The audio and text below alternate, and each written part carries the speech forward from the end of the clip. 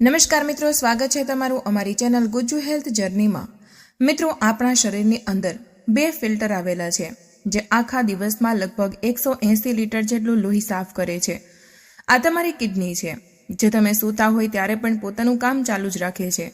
પરંતુ દુઃખની વાત તો એ છે કે જ્યારે કિડની બીમાર પડે ત્યારે તે કોઈ પણ જાતનો સંકેત આપતી નથી। શું તમને પણ તમારા લોહીના રિપોર્ટમાં વધતું ક્રિએટિનાઇન જોઈને ડર લાગવાનું શરૂ થઈ ગયું છે? તો શું ડોક્ટરે તમને એવું કહીને ડરાવી દીધા છે કે હવે ડાયાલિસિસ સિવાય બીજો કોઈ પણ રસ્તો બિલકુલ નથી રહ્યો?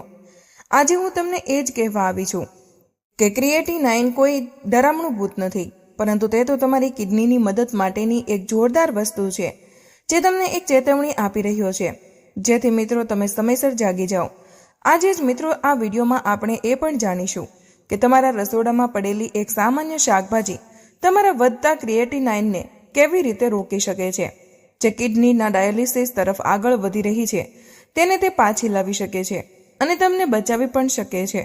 આ વિડીયોમાં આપણે એ પણ જાણીશું કે કિડનીની તંદુરસ્તી કેવી રીતે આપણે સુધારી શકાય જેથી એ આખી જિંદગી સરસ રીતે કામ કરતી રહે।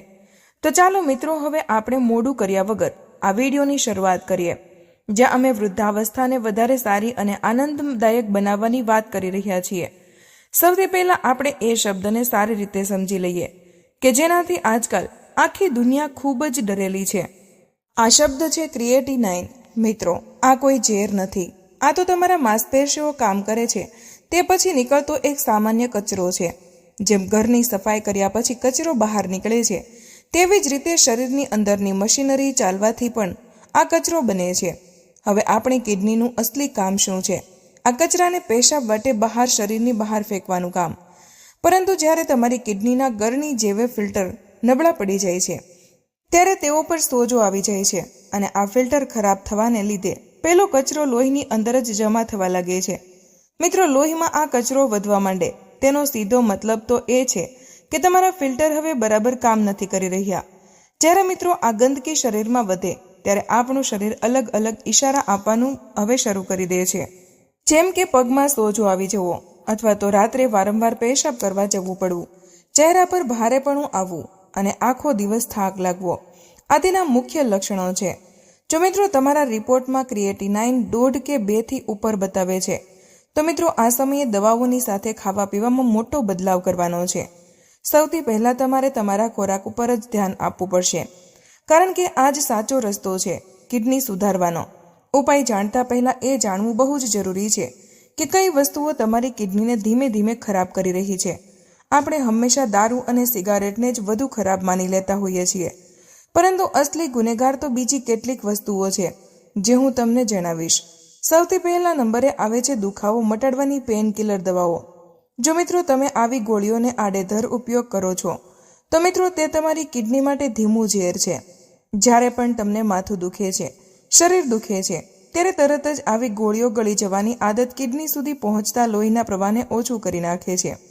તેનાથી કિડનીના અંદરના ભાગો ધીમે ધીમે મરવા લાગે છે। બીજા નંબરે આવે છે બજારમાં મળતા કોલ્ડ ડ્રિંક્સ અને સોડા। આ બધી જ વસ્તુઓમાં ફોસ્ફોરિક એસિડ નામનું તત્વ હોય છે જે કિડનીમાં પથરી બનાવે છે અને ફિલ્ટરને તોડી નાખે છે। ફક્ત એક ગ્લાસ કોલ્ડ ડ્રિંક પીવાથી તમારી કિડની કલાકો સુધી ભારે તણાવમાં આવી જતી હોય છે અને આપણે તો રોજે ખબર નહીં કેટલી બધી કોલ્ડ ડ્રિંક્સ ગટગટાવી જતા હોઈએ છીએ। ત્રીજી વસ્તુ હવે આવે છે જરૂરિયાત કરતાં વધારે પ્રોટીન પાવડર લેવો। આજકાલ જીમમાં જતા છોકરાઓ શું ભૂલ કરતા હોય છે કે તેઓ વિચાર્યા વગર જ બહુ મોટી માત્રામાં પ્રોટીન પાવડર ખાવા લાગે છે। આ પ્રોટીન જ્યારે શરીરમાં પચે છે ત્યારે તે બહુ જ વધારે કચરો પેદા કરે છે। આ કચરો સાફ કરવા માટે કિડનીને પોતાની શક્તિ કરતાં 10 ગણું વધારે કામ કરવું પડે છે। ચોથી વસ્તુ છે ખોરાકમાં મીઠાનો બહુ વધારે પડતો ઉપયોગ કરવો। મીઠું વધારે ખાનારા લોકો કાન ખોલીને સાંભળી લો કે મીઠું શરીરની અંદર પાણીને રોકી રાખે છે। તેનાથી લોહીનું દબાણ એટલે કે બીપી વધે છે, જે કિડનીને પાતળી નસોને ફાડી નાખે છે। એટલા માટે હવે મીઠું ખાતા પહેલા તમે 100 વખત વિચારજો। પાંચમી વસ્તુ છે રાતની ઊંઘ પૂરી ન થવી। કિડની પોતાની જાતે જ રિપેરિંગનું કામ ત્યારે જ કરે છે જ્યારે તમે એકદમ ઘાટી ઊંઘમાં હોય। જો મિત્રો તમે રાત્રે મોડે સુધી જાગતા રહો છો તો કિડનીને પોતાને સાફ કરવાનો મોકો જ મળતો નથી। તમે શરીરને આરામ જ નથી આપતા, એટલે તમારા અંગો અંદરથી તૂટવા લાગે છે હવે આપણે મિત્રો અસલી ચાવીની વાત કરીએ, જે કિડનીના બંધ દરવાજા ખોલી નાખશે. અને આ જાદુઈ વસ્તુ લાલ શિમલા મિર્ચું છે, જેને અંગ્રેજીમાં રેડ બેલ પેપર કહેવામાં આવે છે. કિડનીના દર્દીઓ માટે સૌથી મોટામાં મોટી આફત એ હોય છે કે શરીરમાં પોટેશિયમ અને ફોસ્ફરસ વધી જાય, જેને રોકવું અઘરું બની જાય છે. સામાન્ય રીતે આપણે એવું સમજી લઈએ છીએ કે બધા જ ફળ અને શાકભાજી સારા હોય છે, પણ કિડનીની બીમારીમાં કેળા, સંતરા અને ટમેટા જેવી વસ્તુઓ પણ ઝેર સમાન બની જાય છે. મિત્રો, આ બધી જ વસ્તુઓમાં પોટેશિયમ બહુ જ વધારે હોય છે, એટલે કિડનીના દર્દીએ બહુ જ વિચારીને ખાવું પડે છે. પરંતુ લાલ શિમલા મરચું કુદરતને એક એવું ચમત્કાર છે જેમાં પોટેશિયમ બહુ ઓછું અને વિટામિન સી ભરપૂર હોય છે. વિટામિન સી આપણી રોગપ્રતિકારક શક્તિઓને વધારે છે અને તે કિડનીના સોજાને સૌથી મોટો દુશ્મન છે. કિડની ખરાબ થવાનું અસલી કારણ તેના ફિલ્ટરમાં આવનારો સોજો જ હોઈ શકે છે. લાલ શિમલા મિર્ચમાં વિટામિન સી અને વિટામિન એ એટલું બધું હોય છે કે તે કિડનીની અંદરની બળતરાને બરફની જેમ શાંત કરી દે છે. અને જ્યારે આ સોજો ઓછો થઈ જાય છે ત્યારે કિડની કામ કરવાની તાકાત કુદરતી રીતે જ પાછી મેળવી લેતી હોય છે. આ લાલ શિમલા મરચાની અંદર લાઇકોપિન નામનું તત્વ બહુ જ સારી માત્રામાં હોય છે. આ મરચાનો લાલ ચટાક રંગ કોઈ દેખાવ નથી, પરંતુ તે આ લાઇકોપિનને લીધે જ છે. આ એક એવું શક્તિશાળી તત્વ છે કે જે કિડનીના નાના કોષોને સડવાથી અને મરવાથી બચાવે છે. તમે જેવું આ લાલ મરચું ખાવાનું શરૂ કરશો, તે સીધું જ તમારા વધતા ક્રિએટિનાઇનને કાબૂમાં કરી દેશે.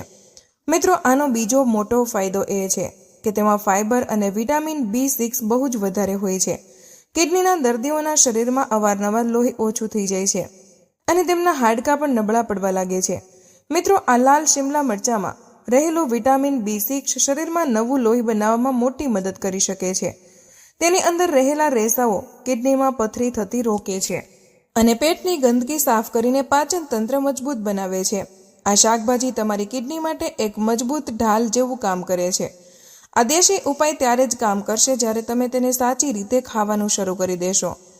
મિત્રો, આ મરચાને તમે 3 અલગ અલગ રીતે તમારા ખોરાકમાં પણ લઈ શકો છો. પહેલી રીત તો એ છે કે તેને કાચું સલાડ બનાવીને ખાઓ, જેથી તેનું વિટામિન સી પૂરેપૂરું મળી રહે. મિત્રો, આ મરચાને તમે ઝીણું સમારીને જમતી વખતે રોજ સલાડ તરીકે પણ ખાઈ શકાય, જે બહુ જ ફાયદો કરશે. અથવા તો તમે તેને થોડાક ઓલિવ ઓઇલમાં હળવું સાંતળીને પણ, એટલે કે શેકીને પણ તમે તેને ખાઈ પી શકો છો. ગરમ કરવાથી તેની અંદરના સારા તત્વો જાગી જાય છે, જે આપણું શરીર બહુ જ આસાનીથી પચાવી શકે છે. બીજી રીત પાણીમાં પલાળીને ખાવાની છે, જેને લીચિંગ ટેકનિક કહેવામાં આવે છે. જો તમારી કિડની બહુ જ ઓછી કામ કરતી હોય તો મિત્રો, તમારે આ મરચાને કાપીને 10 મિનિટ માટે નવશેકા ગરમ પાણીમાં પલાળી રાખવું. ત્યારબાદ તે પાણીને ફેંકી દો અને મરચાને હલકા શેકીને રાંધી લો. આમ કરવાથી તેની અંદરનું પોટેશિયમ સાવ ઓછું થઈ જાય છે અને તે પેટમાં આસાનીથી પચી જાય છે.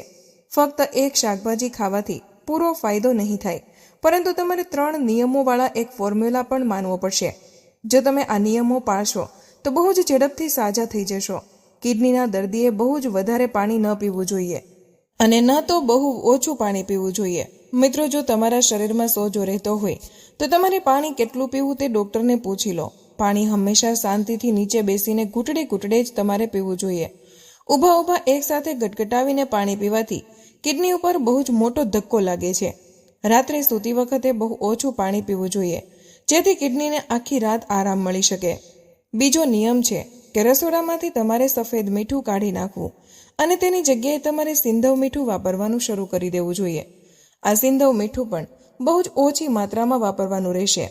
મિત્રો, કિડનીના દર્દીઓ માટે આખા ધાણા અને જીરું પણ બહુ જ ગુણકારી સાબિત થયું છે. ધાણા તમારી કિડનીને અંદરથી ચોખ્ખી કરવાનું એક કુદરતી કામ કરે છે. સવારે ધાણાના બીજને પાણીમાં ઉકાળીને તે પાણી ગાળીને પીવું જોઈએ. કિડનીને સાફ કરવાનો આ સૌથી બેસ્ટ રસ્તો છે. ત્રીજો નિયમ એ છે કે રાત્રે 7 વાગ્યા સુધી તમારે વાળું કરી લેવી અને 8 વાગ્યા પછી કંઈ જ ખાવા પીવાનું નથી. રાત્રે સૂતા પહેલા તમારી બંને હથેળીઓ અને પગના તળિયામાં તમારે તેલની માલિશ બરાબર કરી લેવી. તમારા પગના તળિયાની બરાબર વચ્ચે જ કિડનીના પ્રેશર પોઈન્ટ આવેલા હોય છે, જેને દબાવવાથી લોહીનું પરિભ્રમણ વધે છે અને આખી રાત ફિલ્ટર સાફ થાય છે. એટલા માટે મિત્રો, રાત્રે પગની માલિશ ચોક્કસ કરો. આજનું નવું વિજ્ઞાન પણ એવું કહે છે કે કિડનીનું અસલી રિમોટ કંટ્રોલ તમારા પેટમાં જ છે. જો તમારા પેટમાં વર્ષો જૂની કબજિયાત હશે તો તે ગંદકી લોહીમાં ભળીને સીધી કિડનીને ખરાબ કરશે. લાલ શિમલા મરચામાં રહેલા રેસા પેટના સારા જીવાણુઓને ખોરાક આપે છે, જેથી પેટ એકદમ સાફ રહે છે. જ્યારે પેટ સાફ રહે ત્યારે કિડની પરથી અડધો ભાર હળવો થઈ જાય છે. એટલા માટે જ મિત્રો એવું કહેવાય છે કે પેટ સાફ તો બધા જ રોગો માફ. જો તમે તમારી કિડનીને બચાવવા માંગતા હોય તો સૌથી પહેલા કબજિયાતની બીમારી તમારે મટાડવી પડશે. અને આ બધા જ ઉપાયો ત્યારે જ કામ કરશે જ્યારે તમે પૂરા નિયમ અને શિસ્તનું પાલન કરશો. હવે હું તમને એ પણ જણાવી દઉં કે તમારે કઈ વસ્તુઓ ખાવાની સાવ બંધ કરવાની છે, જેથી કબજિયાત ન થાય અને શરીરમાં કચરો ન ભરાય. તમે બજારમાં મળતા પેકેજિંગવાળા ડબ્બાના ખોરાકો, અથાણા, પાપડ અને મેંદાની વસ્તુઓ ખાવાનું સાવ બંધ કરી દો, કારણ કે મિત્રો તે સોડિયમના બોમ્બ જેવા છે. આ બધી જ વસ્તુઓ તમારી કિડનીને નુકસાન પહોંચાડે છે. એટલે બજારની મેંદાવાળી વસ્તુઓ તમારે ભૂલથી પણ ન ખાવી જોઈએ. હવે તમારે રોજે શું ખાવું પીવું જોઈએ તેના વિશે પણ જાણી લો. મિત્રો, તમારા ખોરાકમાં તમારે ફ્લાવર, ડુંગળી, લસણ અને લાલ શિમલાનો ઉપયોગ વધારે કરવો. લસણ તમારી કિડનીની નસોને નરમ રાખે છે અને લોહીની ચરબી એટલે કે કોલેસ્ટ્રોલને ઓછું કરે છે, જેનાથી કિડની પર દબાણ આવતું નથી. પ્રોટીન પણ માપમાં જ ખાવું જોઈએ, એટલે કે દાળ ખાવ પણ લિમિટમાં જ ખાવ. મગની ફોતરા વગરની પીળી દાળ અથવા તો ફોતરાવાળી દાળ કિડની માટે સૌથી હલકો અને સુરક્ષિત ખોરાક છે, જેને મિત્રો તમે રોજે ખાઈ શકો છો. એક બહુ જ મહત્વની વાત હવે યાદ રાખજો. કિડનીનો સીધો સંબંધ તમારા ડર અને ચિંતા સાથે છે. આયુર્વેદમાં એવું સ્પષ્ટ લખ્યું છે કે જે લોકો બહુ વધારે ડરે છે અને ચિંતા કે તણાવ કરે છે તેમની કિડની બહુ જ વહેલી નબળી પડી જાય છે. પોતાની બીમારીથી બિલકુલ તમે ડરશો નહીં, પરંતુ હિંમતથી તમે તેમનો સામનો કરશો અને હંમેશા મનમાં સારા વિચારો રાખો. ઊંડા શ્વાસ લો અને ભરોસો રાખો કે તમારું શરીર સાજું થઈ શકે છે. જો તમે અંદરથી ખુશ રહેશો તો જ તમારું ક્રિએટિનાઇન આપોઆપ જ નીચે આવવા લાગશે. આ સિવાય એક બીજી વસ્તુ છે જે શરીરની બહાર નીકાળવી બહુ જરૂરી છે, અને તે છે તમારો પરસેવો. મિત્રો, જ્યારે પણ તમે તમારી તાકાત પ્રમાણે થોડી મહેનતવાળી કસરત કરો છો ત્યારે તમારું શરીર અંદરથી ગરમ થવા લાગે છે. પછી ભલે તમે સવાર સાંજ ચાલવા જતા હોય, યોગાસન કરતા હોય કે પછી કોઈ પણ બીજી કસરત કરતા હોય, રોજે એટલી મહેનત જરૂર કરો જેથી શરીર ગરમ થાય અને પરસેવો નીકળે. કારણ કે પરસેવો નીકળવાથી ક્રિએટિનાઇન કુદરતી રીતે જ ઓછું થઈ જાય છે અને પરસેવા વાટે શરીરનો કચરો બહાર નીકળી જાય છે અને તમારી કિડની એકદમ ચોખ્ખી થઈ જાય છે. એટલા માટે જ મિત્રો તમારે રોજે સવારે કસરત, યોગ કે પ્રાણાયામ ચોક્કસ કરવા જોઈએ. જો તમે આ આખો જ રૂટીન બરાબર પાળશો અને ખાવા પીવામાં તમે લાલ શિમલા મરચું લેશો તો તમે તમારી કિડનીને કુદરતી રીતે જ ઘર બેઠા સાજી કરી શકશો અને ડાયાલિસિસના મોટા ખર્ચાથી હંમેશા માટે બચી શકો છો. તો મિત્રો, મને આશા છે કે આજનો આ વિડીયો તમને જરૂર પસંદ આવ્યો હશે. અને હા, વિડીયોમાંથી તમને કંઈક ને કંઈક નવું શીખવા જરૂર મળ્યું હશે. તો મિત્રો, આજનો વિડીયો અહીં પૂર્ણ કરીએ છીએ. માહિતી તમારા દિલને સ્પર્શી હોય તો આ વિડીયોને એક લાઇક જરૂર કરજો, કારણ કે તમારી એક લાઇક અમને વધુ મહેનત કરવાની પ્રેરણા આપે છે. આ માહિતીને તમારા સુધી સીમિત ન રાખતા અત્યારે જ તમારા મિત્રો અને પરિવાર સાથે શેર કરો.